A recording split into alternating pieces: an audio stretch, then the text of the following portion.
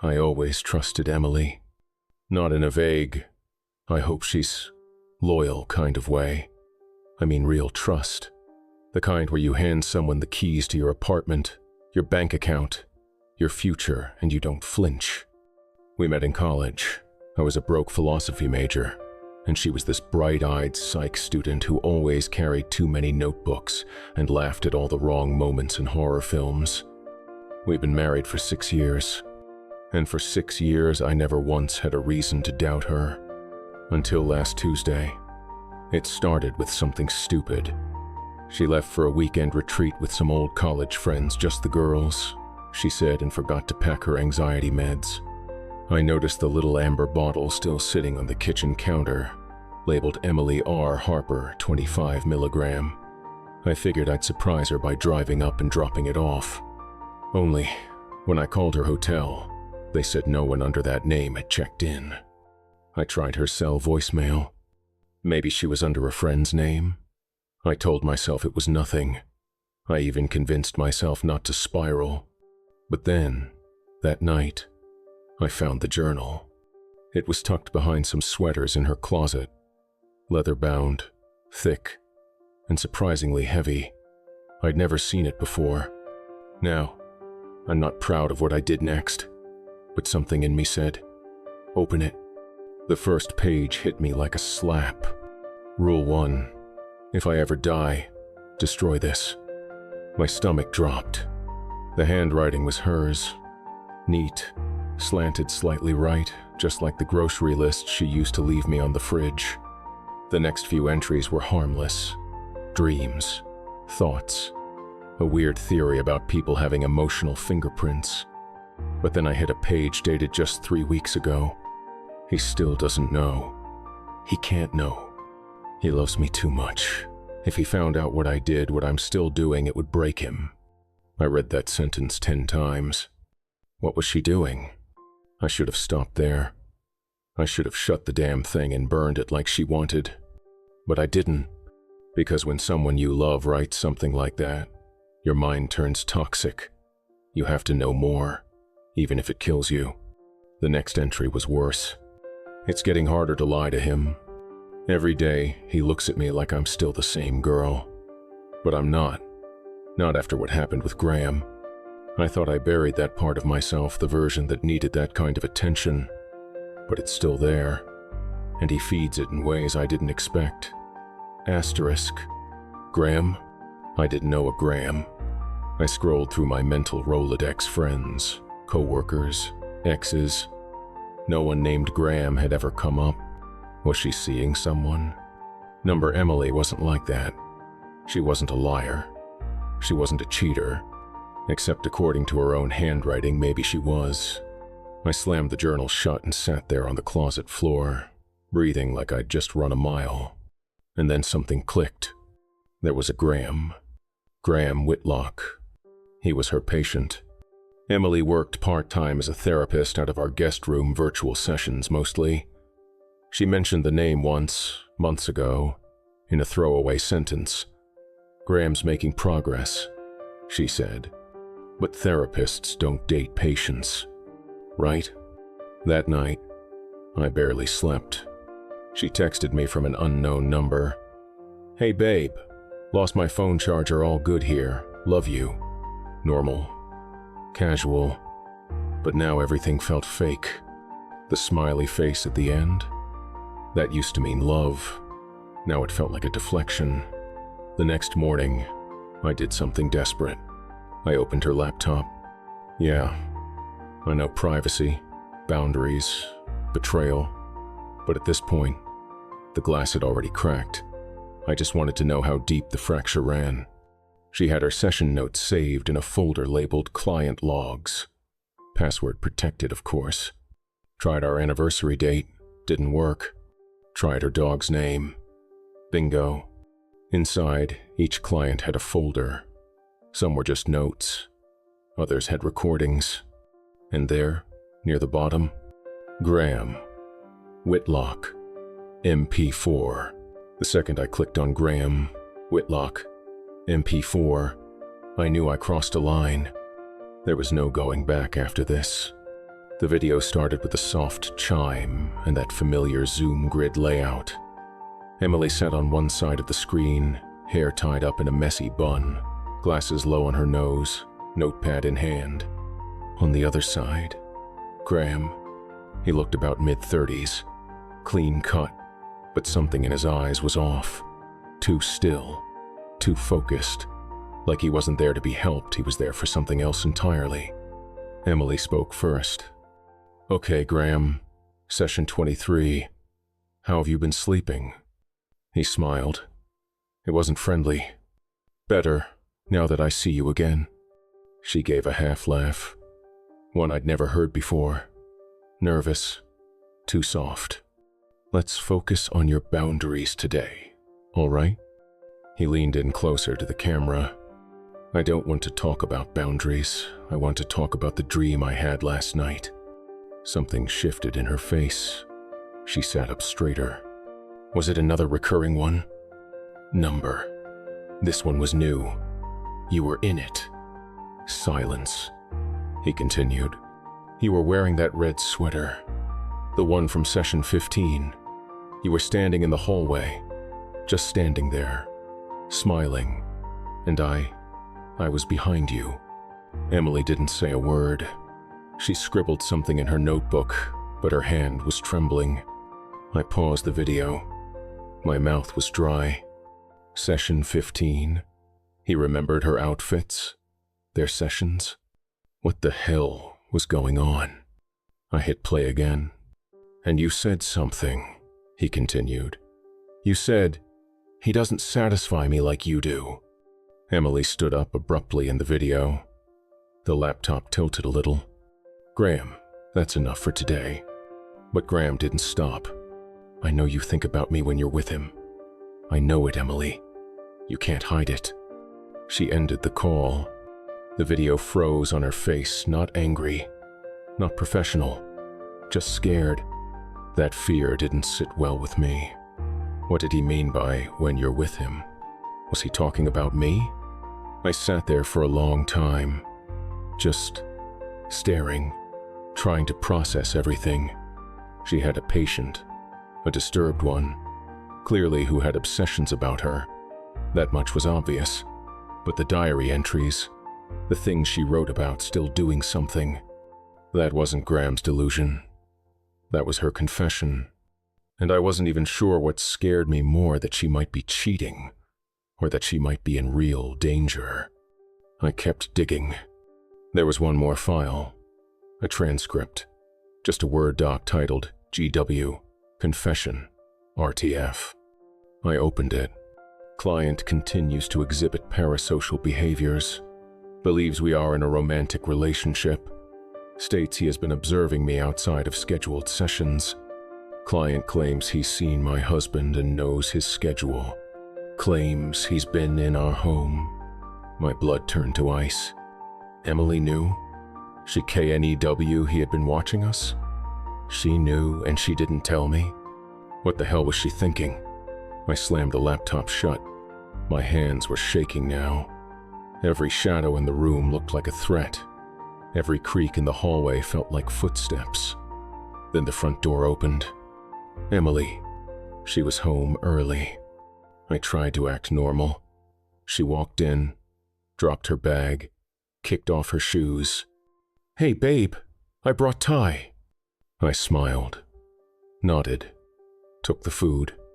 Inside, I was screaming.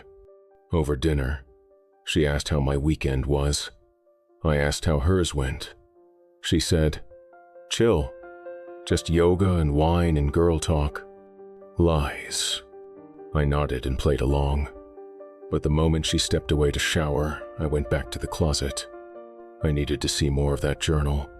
Except now, it was gone. The journal was gone. I tore through the closet, sweaters flying, shoeboxes clattering onto the floor, but it wasn't there. Not behind the scarves, not under the shoeboxes, not wedged behind the old winter coats. The spot where I found it, empty, like it had never been there at all. Either I was going insane, or Emily moved it, and that meant only one thing. She knew I read it. My pulse pounded in my ears. I forced myself to breathe, to think. She'd only been in the shower a few minutes. I had time. Maybe I could find where she stashed it next. Bedroom? Nothing. Under the bed? Nope. Office? I crept into her small makeshift therapy room where she did her Zoom sessions. The room always gave me weird vibes, not because of anything specific, just sterile, too neat, a little too curated. There was a locked drawer in her desk. I tried to pull it, didn't budge. Of course. Then I remembered. Emily kept a set of small keys taped under the bottom drawer. I'd seen her grab them once when she needed tax files. I peeled back the tape. Bingo. Inside the locked drawer, the journal, sitting right on top. But it wasn't alone. There was a small velvet pouch next to it, and a burner phone. I didn't even know where to start. I opened the pouch first. Inside were photos, old Polaroids, maybe 10 or 12 of them. The first one showed Graham, sleeping, in what looked like a hospital bed. The second, Graham, shirtless, wires on his chest, medical setting, definitely not therapy. The third, my heart dropped.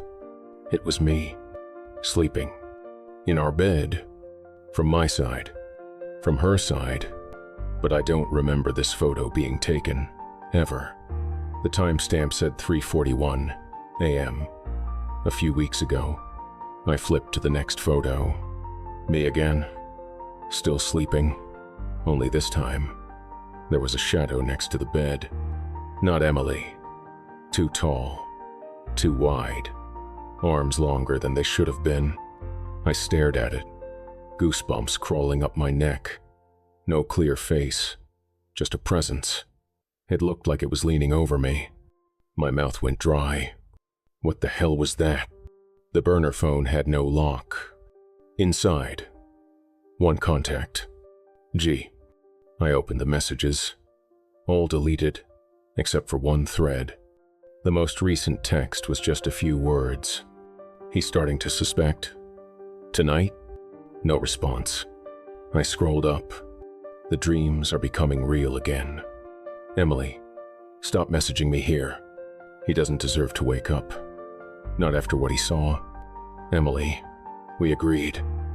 No contact outside. But he knows. He read the book, didn't he? Emily, I'm handling it. My blood ran cold. He doesn't deserve to wake up. Were they threatening me? Were they planning something? Or was this some kind of game roleplay between two psychos? I didn't know what was worse. That my wife might be cheating on me. Or that she might be involved in something bigger. Something darker. I heard the shower stop. I barely had time to throw everything back in the drawer and lock it again. The velvet pouch, the journal, the phone. I taped the key back under the drawer. I sprinted back to the kitchen, heart hammering in my chest. Emily walked out, towel around her hair, acting like nothing happened. "Want to watch a movie?" I nodded, numbly. Sat her next to her on the couch, pretended to laugh at her dumb commentary. Inside, I was screaming. That night, I couldn't sleep, not because of what I read, but because I kept thinking about that photo, the one with the shadow by my bed. I couldn't sleep that night, not with that photo burned into my brain. That shadow, the shape, the way it leaned over me. It wasn't just ominous, it felt intentional, like it was watching, studying. I laid there, staring at the ceiling in total darkness, pretending to be asleep while Emily's breathing slowed beside me.